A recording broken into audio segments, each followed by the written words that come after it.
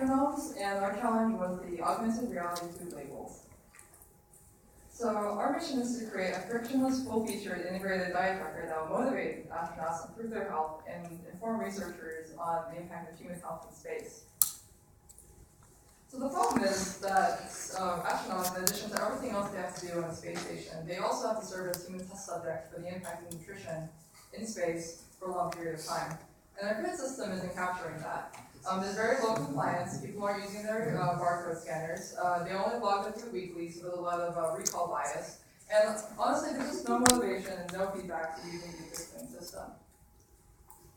Our solution is we're going to use small UPC scanners, an intuitive dynamic augmented reality user interface, and real-time nutrition feedback. And then they'll review these logs on a weekly basis, and then this data will commit to the research end, which will provide the researchers with a very rich database of all the information they possibly want. So I'm going to walk you through what our application looks like. It's a fully functional prototype, top to bottom. You can check it out later. And this is an example of our user interface. You can see the critical nutritional metrics organized by shape and color. And here is an astronaut scanning their Coke. And you can see the way that the UI responds to this information.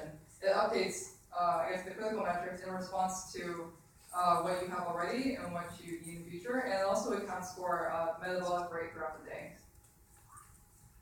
And here we see the research end of it, which provides, and there's actually a lot more stuff on the website, you should check it out, we couldn't fit it all into this presentation. But you can basically run any analysis you want on any nutritional metric for any astronaut for any length of time. And finally, we're also interfacing with the inventory on the ship. And one of the things that we wanted to address was recommendations for future dietary intake, future meals, based on what we have on the ship, what they've been eating so far, and also the reports of satisfaction to the items available to them. And finally, we're exploring the role of food labeling to serve two purposes.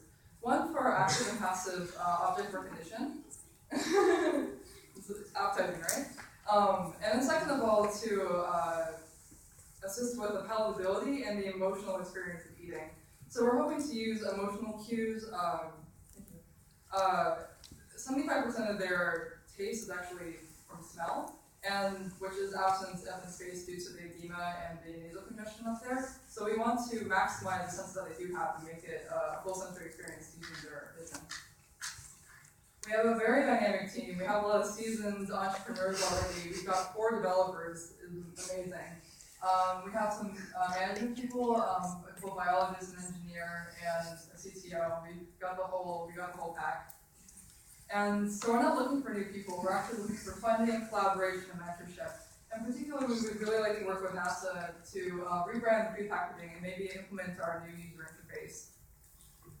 And here's our website. It's www.astronoms.net. It's based off of nom nom nom, is the onomatopoeia for eating. You can check it out, and it's fully functional top to bottom. Thank you very much.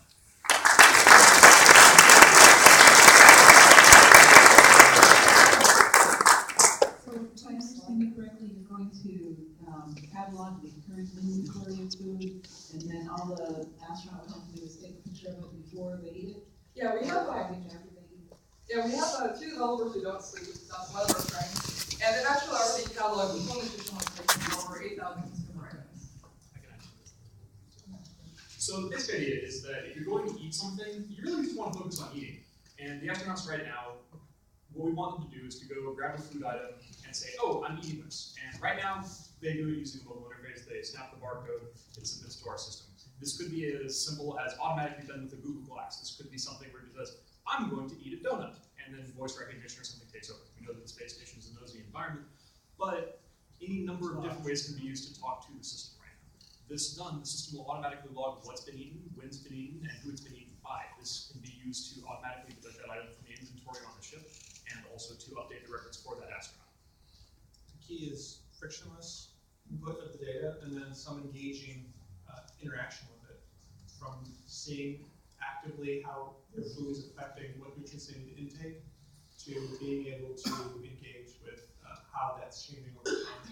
And then also, I think we expressed during the intro that for medical situations, of course, this comes up, and it ties in very nicely with the space equipment as well.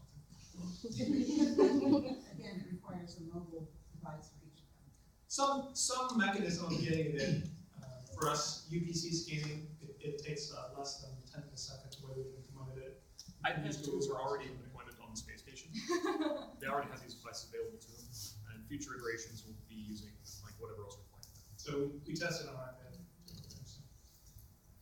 So I get what you're doing, but how big is this problem really? Can you quantify? Why does it matter? Is somebody getting sick because they're not eating the right things?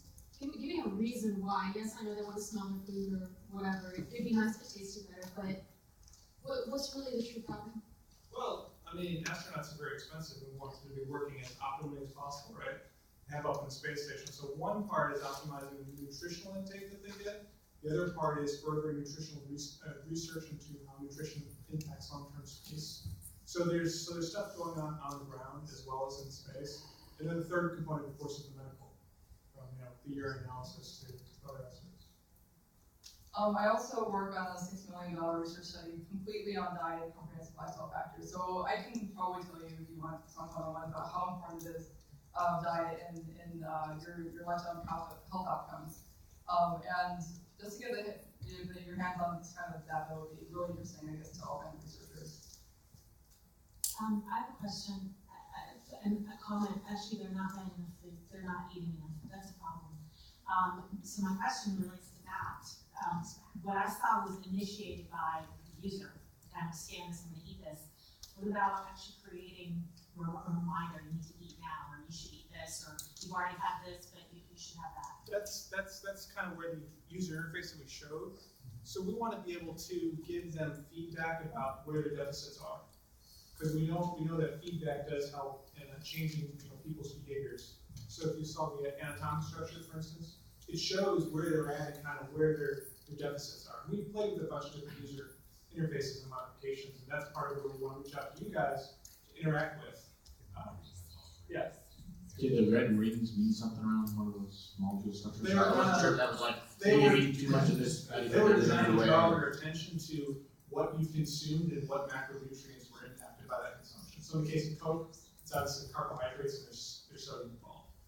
So, but going back, building on our question, if you've eaten 3 packs of M&Ms today, is it gonna? It will show. It also monitors metabolic rates, so that's actually applied to the formulas in the system we designed.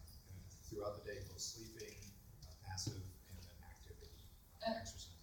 And also, Last question.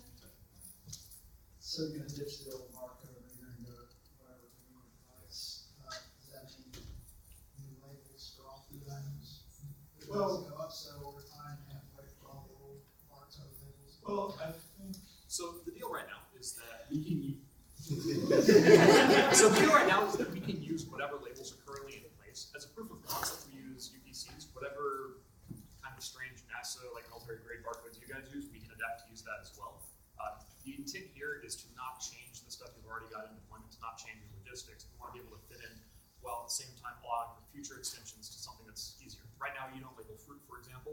A minor modification to the system would augment the input device to say, oh, that's an apple. You're eating an apple. You should eat more apples. Exactly. Right now, because of the scope of time we had to work on, doing a simple UPC scan was the simplest thing to do. We'd like to augment that later with more complex interaction, things that are less intrusive for astronauts. Amazon just announced today that flow systems available